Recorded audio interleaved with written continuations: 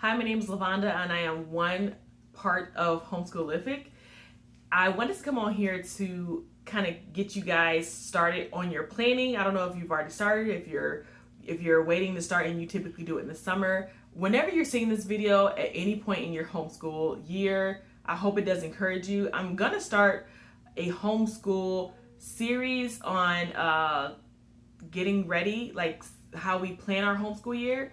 So in this video, my focus is our calendar year. This is what I always start with when I'm planning our homeschool year.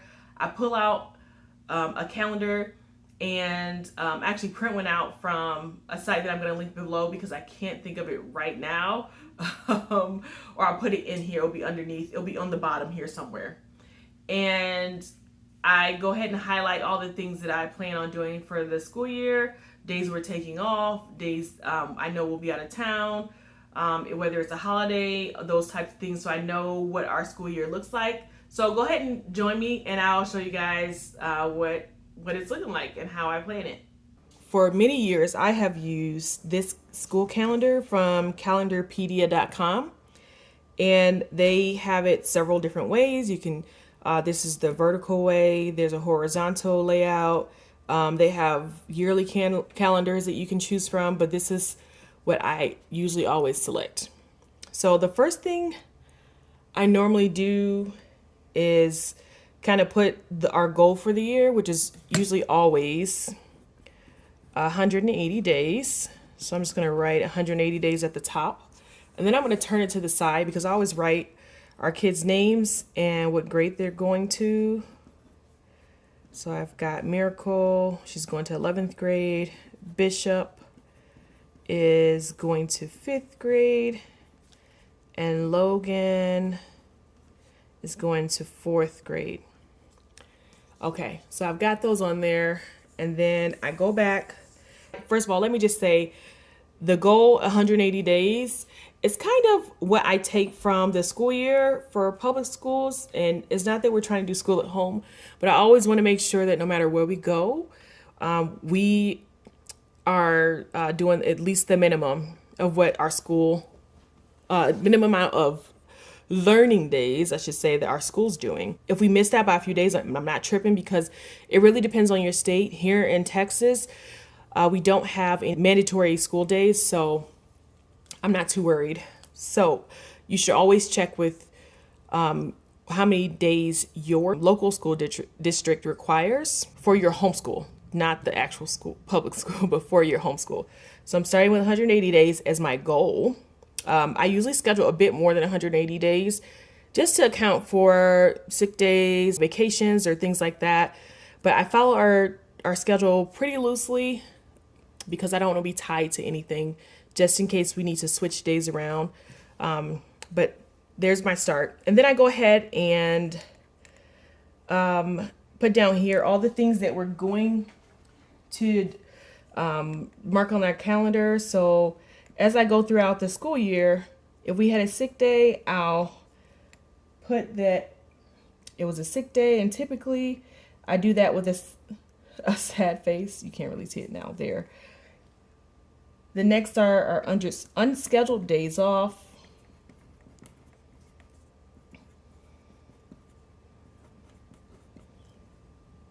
And what I'll typically do is put an X on the mark on the calendar. I use highlighters to kind of help guide me throughout this. You'll see that as we go on. So I'll just put educating minds. So I know, educating minds, days off,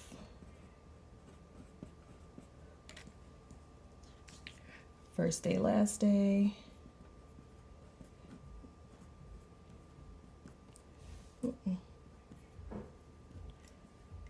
and lastly, once we completed the day, we'll do this. So first day, last day, I'll circle. If the day's been completed, I put a check mark over the day. And so here we go. I'm gonna get the highlighter out. And I've kind of already done, where did my green highlighter go? I've already done the our school year on a different calendar so that I can make sure we've got it. So I'm going to be using green for all of our scheduled days. So the sick day will look like a green, a highlighted day with a sad face. Our unscheduled day off will be green. I'll put the X through it. The days we educate minds will be green. First day of school, obviously any day that we have school will be green and it's scheduled, and our days off will be highlighted yellow. And that's kind of how I do it. Depending on what highlighters I can find available, that is what I do. So I'm gonna go in first because I know the day that I want us to start school is gonna be August 7th. And our last day of school will be June 14th. I'm gonna go ahead and highlight everything. So we see everything. Actually, I take my yellow highlighter and highlight all of our off days. So I go based on holidays, which I really like about this calendar here is that at the bottom it tells you the federal holidays for that year. And so I mark the time that we'll be taking off for those holidays, special vacations, that we've already planned or scheduled time off, as well as any other holidays that we take as a family, whether it's in honor of our faith or our birthdays, because those are holidays here in our home. So I'm gonna go ahead and highlight all of our off days. I think the week of Thanksgiving we always take off. At Christmas, we take off 3 weeks.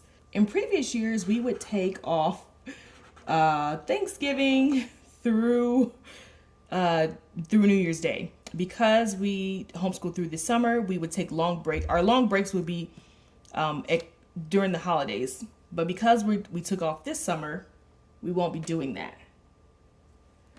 But we will have a nice 3-week break for Christmas celebrations. We have no scheduled days off for February. We'll see. So this is just to keep me on track. This isn't a must for every family. This is what I use because we're busy. I feel like the more organized we are, the better. And I think that should be for every homemaker, homeschooler. You don't have to be super strict about the way that you homeschool, but I think it's important that you have yourself organized. So that is all we have. I think I highlighted all of our days off for the school year. Your current video is being interrupted to present to you a small, very small haul. We'll get started. So the first thing I found was from Barnes & Noble. They had buy one, get one 50% off. So I got 2 books. One is Keeper of the Lost Cities. And the other one is City Spies. Everything else in this pile is from Ollie's. We were in Dallas and nope, not Dallas. We were in Houston and found an Ollie's. So we got the Bible crosswords. I thought this would be fun to just kind of keep all around the house on the coffee tables. And there's quite a few in here. I think there's 8 of them in here. Totally Irresponsible Science, or the book of Totally Irresponsible Science. And if you can see, there's prices on here. This is $2.99. Ollie's is, they have such good books for good prices. Smithsonian's 10-minute science experiments. So 50 quick and easy awesome projects for kids. We've got Spell Across America. The Science of Dinosaurs and Prehistoric Animals, Amazing and Ferocious Fact. Energy Science Experiments. And Onward, drawing book. So I like this one a lot because we do lots of drawing. My kids normally use YouTube for drawing, but I thought we have some drawing books too. And they're getting pretty good. So I think this will be a nice addition. And that's all. Thank you. And I am going to go ahead and highlight all the days that we'll be doing school. So I'm going to start here on the 7th of August because that's when we'll start our school. And yes, I know I could be doing this digitally, but I like putting my highlighter to paper. I like something tangible that I can do, and I know I could do on the computer and print it out, but this is my preferred method.